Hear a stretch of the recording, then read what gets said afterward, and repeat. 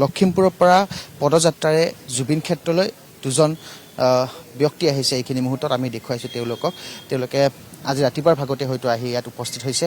লখিমপুৰৰ পৰা তেওঁলোকে পদযাত্ৰাৰে আহিছে আৰু এয়াই হৈছে জুবিন গাৰ্গৰ প্ৰতি থকা মৰম। আমি তেওঁলোকৰ সৈতে অকণমান কথা পাতিবলৈ যত্ন কৰিম। লখিমপুৰৰ পৰা পদযাত্ৰাৰে আহিছে, কেতিয়া আৰম্ভ? আমি যোৱা 9 নৱেম্বৰ দেওবাৰৰ পৰা আহিছোঁ আৰু আজি যোৱা ৰাতি আমি 3:25 ইয়াত পাইছোঁহি। আজি দাদাবিহীন এটা প্ৰথমটো জন্মদিন, এটা আৱেগিক মুহূৰ্ত। বহুত দুখ লগা পৰিৱেশ এইটো, মানে এনেকৈ যে হ'ব কোনো আমি ভবা নাছিলোঁ যে দাদাৰ নহওঁতে দাদাৰ এইটো হ'ব বুলি।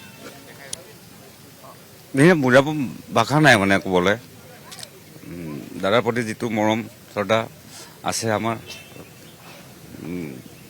মানে সেইটো কাৰণে কোনো গাড়ী মটৰ নাহি দাদাৰ কাৰণে অলপ শ্ৰম কৰি খোজকাঢ়ি আহিছোঁ লখিমপুৰৰ পৰা, যাতে এইটোৱে নহয় দাদাৰ জন্মদিনৰ বুলি নহয়, যাতে দাদাই ন্যায় পাওক।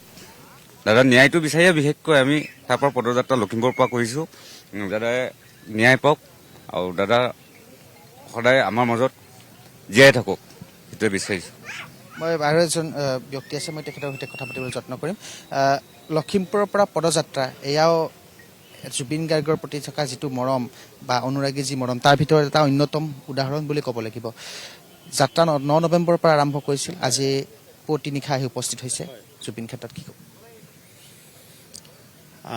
আমাৰ লখিমপুৰবাসী অতি আৱেগিক আৰু গতিকে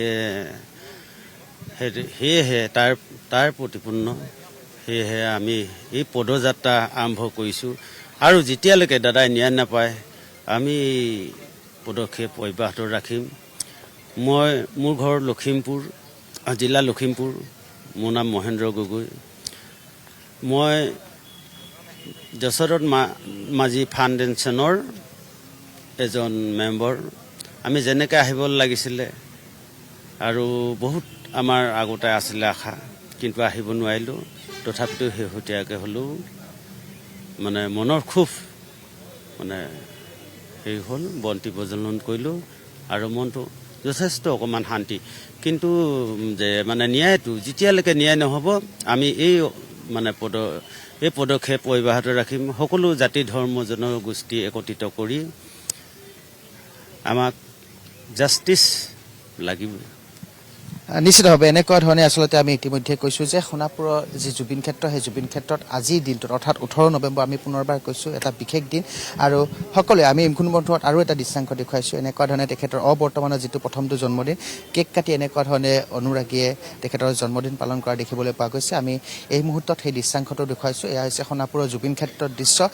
এনেকুৱা ধৰণে কেক কাটি একাংশ অনুৰাগীয়ে তেখেতৰ যি উপজা দিন, সেই দিনটো এই মুহূৰ্তত পালন কৰিছে আৰু এয়াই হৈছে সোণাপুৰৰ জুবিন ক্ষেত্ৰৰ পৰিৱেশ। আৰু এইখিনি মুহূৰ্তত আমি দেখুৱাইছোঁ। আৰু এনেকুৱা ধৰণে সকলোৱে আমি পুনৰবাৰ কৈছোঁ যে শদিয়াৰ পৰা ধুবুৰীলৈ বিভিন্ন প্ৰান্তৰ পৰা যিসকল অহা অনুৰাগী বা গুণমুগ্ধ সকলোৱে এনেকুৱা ধৰণৰ আহিছে। 18 নৱেম্বৰ এটা বিশেষ দিন আৰু কায়িকভাৱে যদিও মানুহজন আমাৰ কাষত আজি নাই, তৎসত্বেও তেখেতৰ অবৰ্তমানত তেখেতৰ অনুপস্থিতিত এনেকুৱা ধৰণে তেখেতৰ যিটো প্ৰথমটো জন্মদিন সেয়া অসমীয়াই পালন কৰিছে। আৰু যথেষ্ট আৱেগিক অসমীয়াই পুনৰবাৰ তেখেতৰ এই যিটো জন্মদিন, সেই জন্মদিনৰ দিনটোত পুনৰবাৰ সোঁৱৰাইছে জাষ্টিছ ফৰ জুবিন গাৰ্গ।